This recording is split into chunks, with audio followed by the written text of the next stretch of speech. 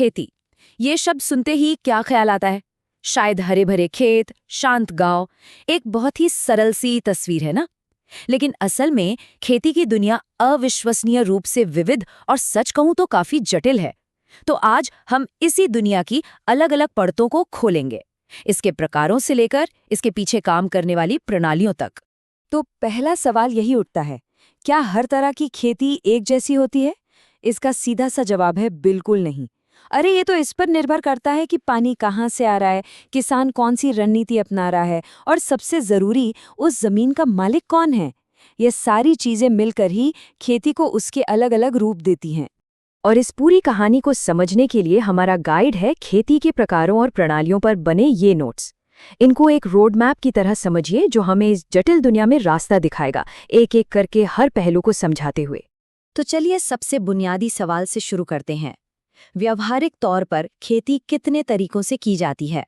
खेती की कहानी में सब कुछ पानी से शुरू होता है। देखिए, एक होती है शुष्क खेती, जहां किसान की नजरें हमेशा आसमान पर टिकी रहती हैं क्योंकि वो पूरी तरह से बारिश पर निर्भर है। वहीं दूसरी तरफ है सिंचित खेती, जहां इंसान की इंजीनियरिंग काम आती है।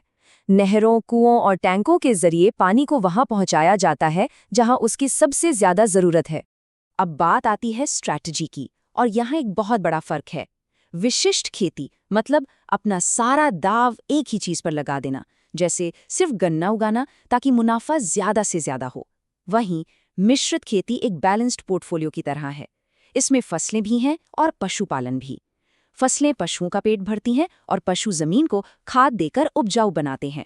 मतलब यहाँ जोखिम कम करके एक आत्मनिर्भर सिस्टम बनाने पर जोर है। और फिर दो और तरीके भी हैं। एक है सामान्य खेती, जहां किसान की आमदनी कई अलग अलग स्रोतों से आती है और कोई भी एक चीज हावी नहीं होती। और दूसरी है रैंचिंग, जो पूरी तरह से पशुओं पर केंद्रित है। यहाँ जमीन का इस्तेमाल फसल उगाने के लिए नहीं, बल्कि बड़े बड़े चारागाहों में जानवरों को पालने के लिए होता है। तो अब तक हमने खेती करने के अलग अलग तरीके देख लिए हैं, लेकिन खेती सिर्फ तरीकों के बारे में नहीं है, ये सिद्धांतों के बारे में भी है। और यहीं पर जैविक खेती की बात आती है, जो कैसे करे से ज्यादा क्यों करे पर ध्यान देती है। देखिए, जैविक खेती का मतलब सिर्फ सिंथेटिक केमिकल को ना कहना नहीं है।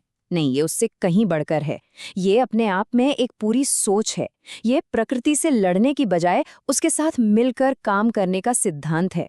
इसमें मिट्टी को एक बेजान चीज नहीं, बल्कि एक जीवित इकोसिस्टम माना जाता है। तो फिर ये इतनी जरूरी क्यों है? क्योंकि जैविक खेती का मतलब है स्वस्थ मिट्टी, जिसमें जीवन पनपता है। इसका मतलब है पौष्टिक खाना, जिसमें केमिकल नहीं है। और सबसे बढ़कर ये एक सस्टेनेबल मॉडल है, जो हमारी जमीन को आने वाली पीढ़ियों के लिए सुरक्षित रखता है। तो हमने देख लिया कैसे और समझ लिया क्यों। अब आता है आखिरी और शायद सबसे अहम सवाल, कौन? यानी खेती को कंट्रोल कौन करता है?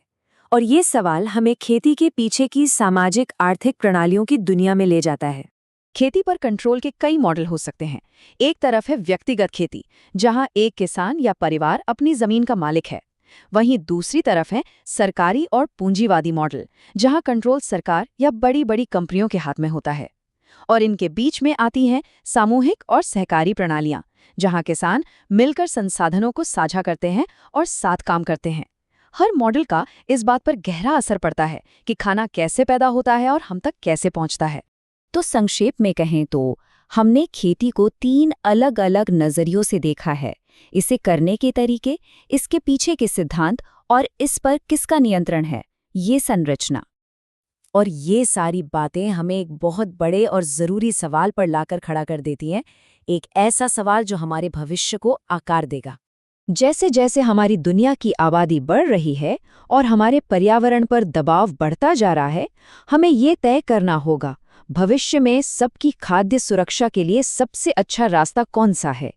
क्या इसका जवाब किसी एक मॉडल में है, या फिर हमें दुनिया की अलग अलग ज़रूरतों को पूरा करने के लिए इन तरीकों, सिद्धांतों और प्रणालियों का एक मिला जुला रूप तैयार करना होगा? इस सवाल का जवाब हम सबको मिलकर खोजना है।